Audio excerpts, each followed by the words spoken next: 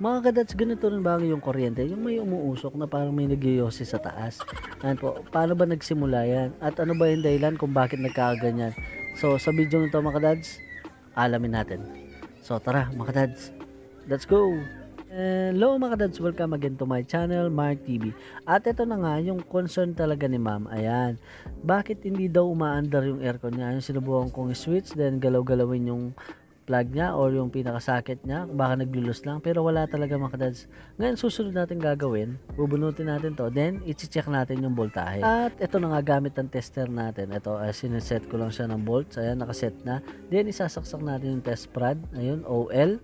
Dali, medyo malikot lang mga dads. 219, ibig sabihin okay pa yung kuryente niya mga dads. At syempre kapag may kuryente ganyan, ibig sabihin wala tayong problema sa supply. Diretso na tayo dito sa aircon natin mga dads.